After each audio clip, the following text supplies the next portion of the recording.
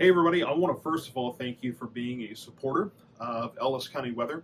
And I have been wanting to bring you this content for a long time. It's been hard to find the time to sit down and just do it. But I finally today was able to just commit to sitting down and just getting this done. I want to tell you a little bit about and show you a little bit of how I get things done during a live broadcast. I know that that's the most popular content that I have, and you guys are going to be curious about how I pull all that together. I've been asked many times, do you use this, do you use that? And I thought I would just go through kind of the whole operation with you.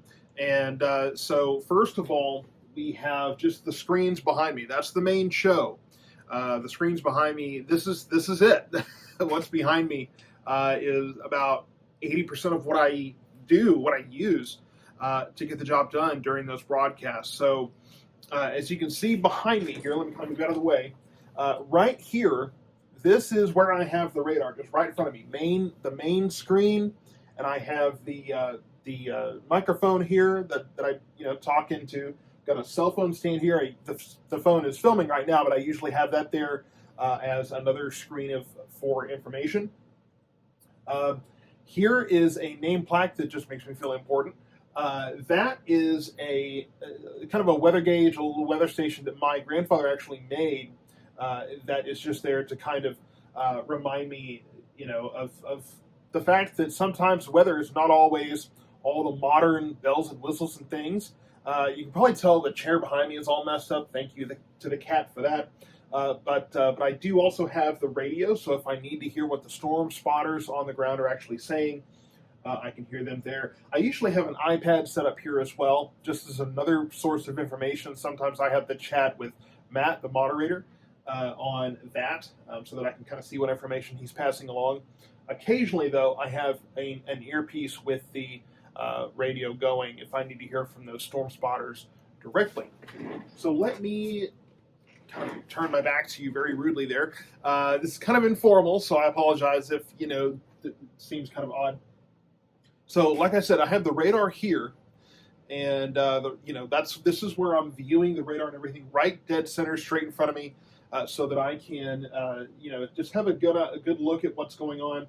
And then this screen is where I actually run the stream itself. So this is where I'm transitioning from one screen to another and controlling all of that. And then I have the MacBook here. This is where I do most of the editing of the pre-recorded content, the outlooks and the ads and things that I make are edited here. But I also usually have it going during a broadcast as well. Again, it's just another way for me to look up information if there's a social media feed I need to follow, or whatever the case might be. If I need to have the chat up there with Matt, or whatever the case might be, it's just another screen that I can have going. So really, I can have as many as 6 screens. There's also a big screen TV in here as well. Sometimes, if I want to see what local news sources are saying, if something major is going on, and I want to keep up with what the Dallas media might be covering, if sometimes they get information before I do. So sometimes I'll have them there. Sometimes I'll have another radar or a satellite or something projected on that screen too, so that I kind of just have another source of information. So I guess in total I can have as many as 7 screens. I also have an iWatch or an Apple Watch, Apple Watch that sometimes if there's breaking information or new information, that'll buzz and that'll kind of grab my attention to pull up there as well. So it really is a matter of just kind of some overload, right? Information overload, sensory overload. And of course, I've got a couple of lights here just to light me up during the broadcast, so you can see me clearly. I'm probably at some point in the near future going to be getting a green screen that'll be behind me, so that that will kind of help me blend in a little bit with the radar, kind of cut out a little bit of the surface area that I'm taking up there during those broadcasts. So that's pretty much it. I mean, there's not a whole lot more to say. It definitely is buzzing a lot during a live broadcast. There's just so much happening here. And, during the Forreston tornado, man, it was just absolute overload. And I may see if my wife, during one of the broadcasts that I do maybe can get a little behind the scenes footage or something. We'll see if maybe she can accomplish doing that, and maybe that'll give you a better idea of what it looks like actually during a live broadcast. It gets busy, it gets crazy, and I would not trade this for the world. And of course, for a long time, I was up in front of the TV screen, projecting the radar there, and I felt like that gave me the best opportunity to kind of point and show what's going on. Fortunately, though, this allows, the cursor on this screen looks pretty good, and this allows me to get more information quicker. So this setup, I kind of always thought that maybe this setup was too simple, but it actually works better than, being in front of the TV screen. So I, have really enjoyed doing this. I am really thankful to all of you supporters and all of you sponsors that made the transition to this possible. This cost me a whole lot more than I thought it really would. But as I kept going, it kept requiring more updates to keep things seamless and to keep things centralized and right here in those fast-moving moments, those situations, like I said, the Forreston tornado or the Midlothian tornado or any of the tornadoes that I've covered. Information has to be, I have to be able to get it this fast and go. There can't be interruptions. It has to be as seamless and comfortable and easy as possible.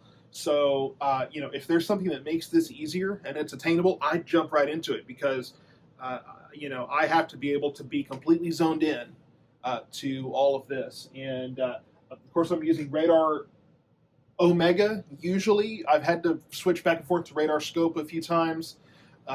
Radar Omega actually just did an update that's probably going to keep them on the forefront now. They've kind of adjusted things to be a little more user-friendly and, frankly, a little more stream-friendly as well. So, again, thank you guys for making this possible. Thank you for tuning in, and thank you for being a supporter. There's not a whole lot of supporters yet, so I haven't really reaped a whole lot of benefit from that yet.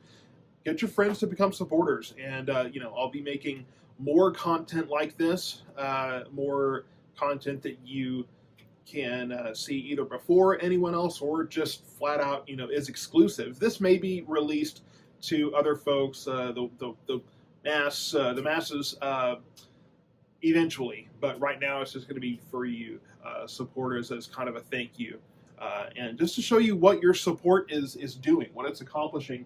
Of course, I'll say, that's the camera. That's that's the little bitty camera that's capturing me. But you're not looking at me, you're looking at all this. So I'll have more kind of behind the scenes stuff coming soon, hopefully. It's kind of a crazy time right now. My own son is going to school and working at Hope Clinic. I'm still there at Hope Clinic, so working there during the day takes up a lot of time and energy. When I get home in the evenings, I am zapped.